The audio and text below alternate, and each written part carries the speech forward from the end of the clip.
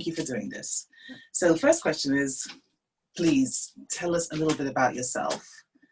Okay, so my name's Julia Redman. I am a former buyer and head of buying. So I've spent most of my life in retail since leaving university many years ago. I've worked for BHS to start with, then Arcadia, and following on from there, Debenhams, Marks and Spencer's, and spent quite a bit of time at Adams Childrenswear, and then have the last 10 years as head of buying at M&Co, until a year ago when I left to set up my own sourcing and buying consultancy. So now I'm doing all sorts of interesting projects, from handbag brands that want to introduce a bit of Harry Potter to a women's wear brand that is looking to improve its sustainability. And then I'm doing a big children's wear project with a branded importer. So yeah, all sorts of things on the go. And it is challenging. It is very challenging out there trying to work out which way to go about doing things. Lots of the factories have had obviously a huge number of problems, and depending on where you're buying from, some of them are up and running and some of them aren't, and some of them have just closed altogether and won't be. So it's quite challenging, I would say. And that's such a travesty at this time. Yeah, it's been quite difficult watching some of the suppliers that I've dealt with for many years actually struggling to cope and struggling with the fact that so many retailers have cancelled so many orders.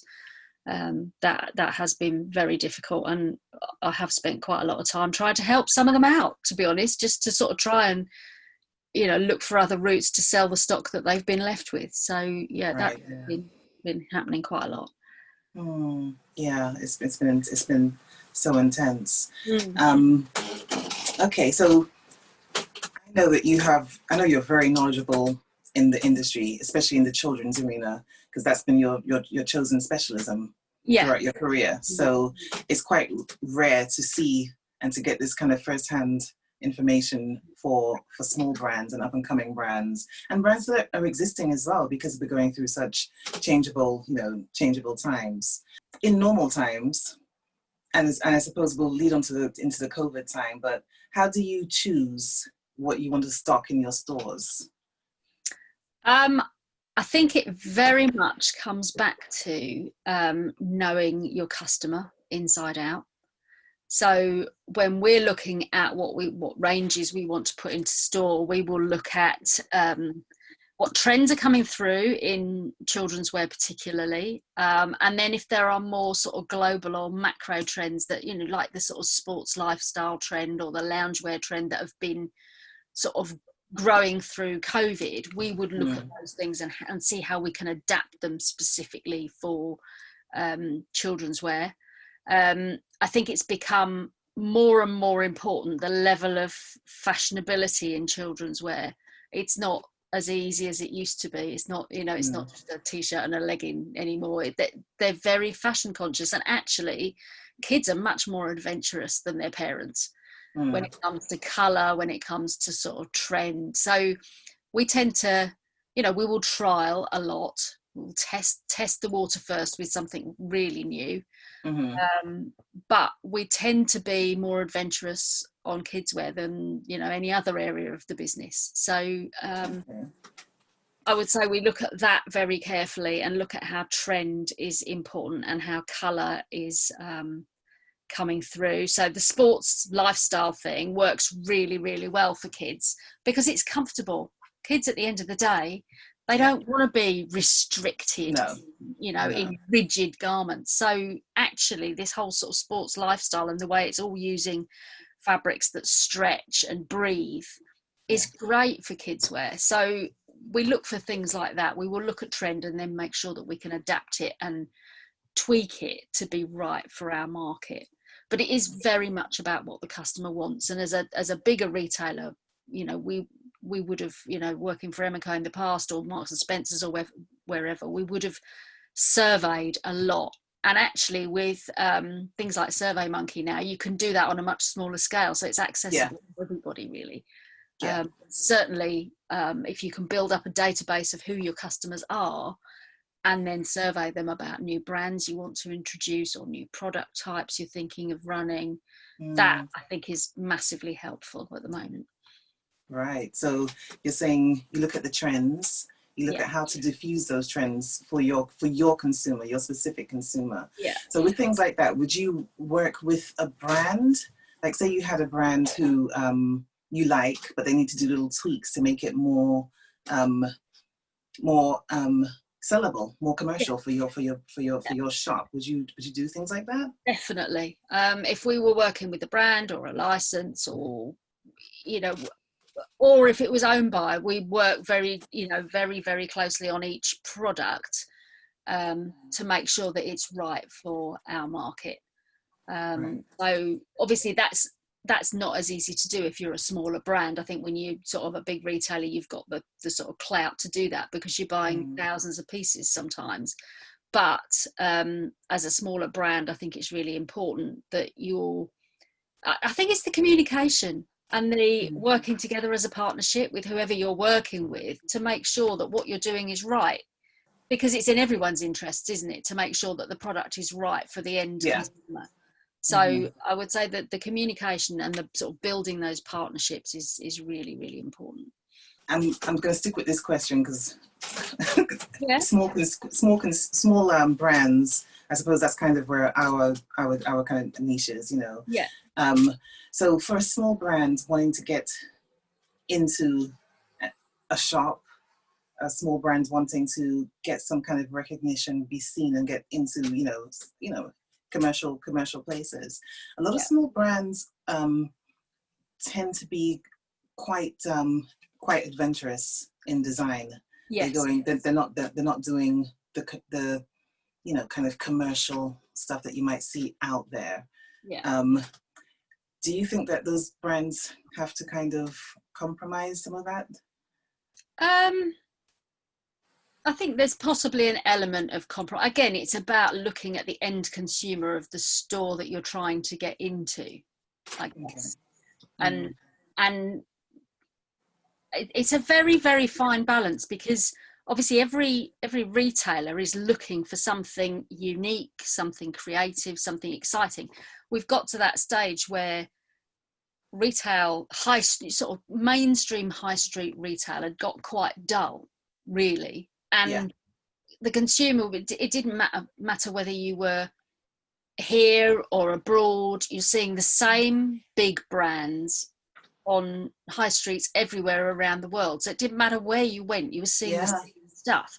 So I think what the smaller brands can offer is that unique product, that creativity, some excitement, because that's the other thing that at the moment, because people have sort of retreated into their homes and are buying so much online, shopping is not the fun experience that it used to be, with all the mask wearing and the sanitizing and all of that sort of stuff, and particularly when you're shopping with children. I think retailers are going to have to create some in-store theatre, some excitement. It's not just about going out to buy a product anymore, because I think if you can buy it online, you will do, because it's just easier. So those retailers, to sort of draw customers in, are having to think about the theatre and the excitement. And I think that's where, these more unique brands and product that is a bit different from the norm actually has an advantage in that situation. I think so as well. I think in some ways smaller brands now have a lot more power. Because if they can reach the consumers directly and people can see them and know them, I think they have a lot more power in the market. So I definitely agree with that, and I find that really exciting. And it is very easy now to set up a transactional website online that gives you exposure, and then if you add social media to that equation, there are a lot of ways for these brands now to get exposure that they possibly wouldn't have been able to access in the past. So there's all of that opportunity as well. I think the challenge is that there are so many small brands out there who have amazing talent. Yeah. Yeah. And how do they differentiate themselves and push themselves up that, to be seen by the consumer? Yeah, that sort of raising of customer awareness, I think, is probably the most difficult thing about starting or growing a brand. How you actually put yourself out there in front of the consumer, I think, is probably the most difficult thing, and it requires sort of relentless pursuit of social media, I suppose, is probably the easiest way, but also having a really good website helps, and how you network with other parts of the business to sort of grow your exposure. Yeah. What do you mean by that? Explain that a little bit more.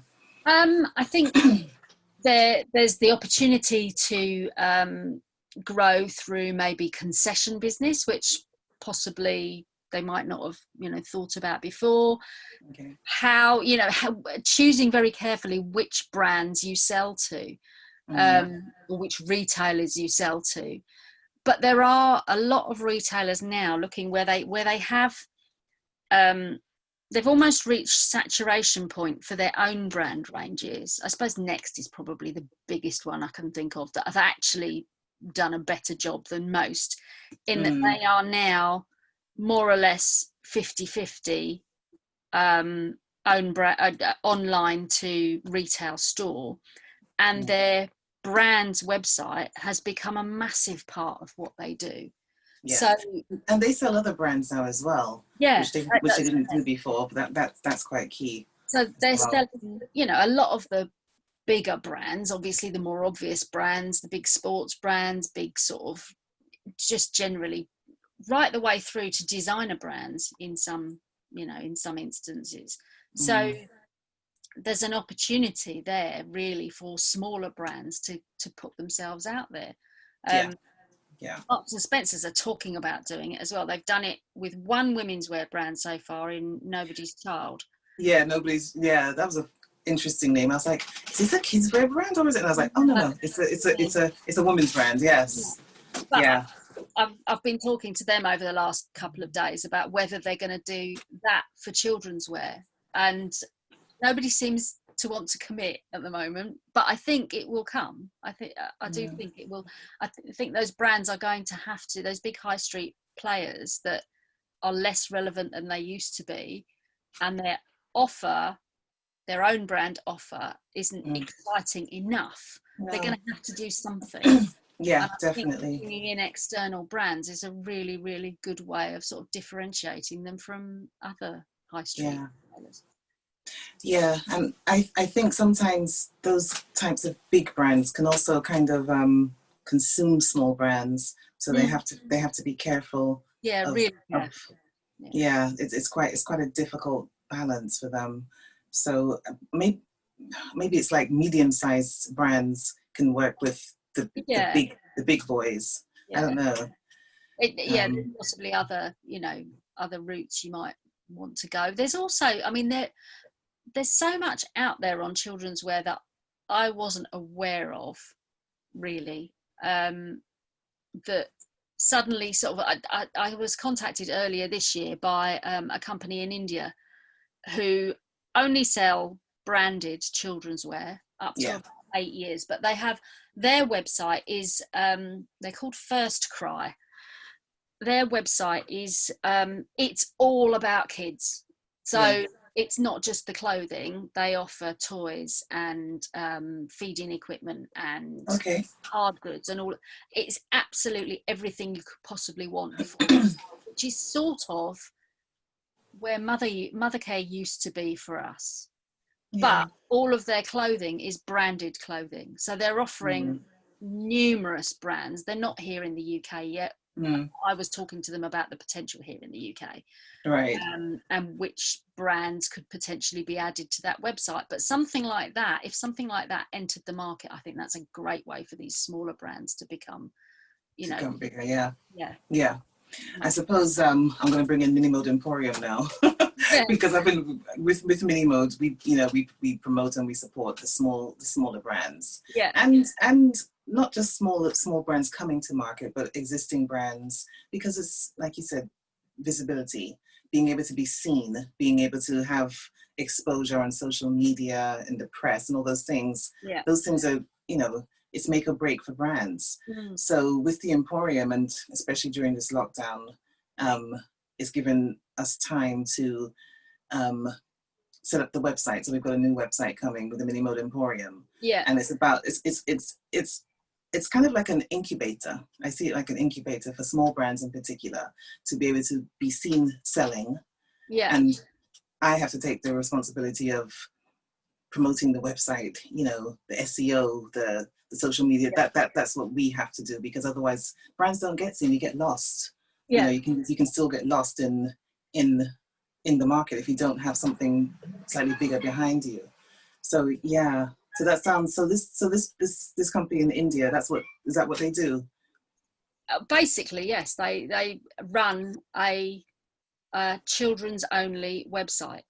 And I mean, it turns over something like 4 billion a year. It's wow. Massive, absolutely massive. And what they wanted to do was launch in the UK, but obviously then COVID hit and all the rest of it, so everything was put on hold and nothing's really started up again. But I do think, I mean, there are gaps in the market in children's wear with what's happened to mother care, and now, well, that's now sort of moved to Boots, so it will be available in Boots, the mother care branded of kids wear. But they are also looking at what other brands they can offer alongside their own brand. So there are, I think everybody is thinking about ways in which they can improve their situation.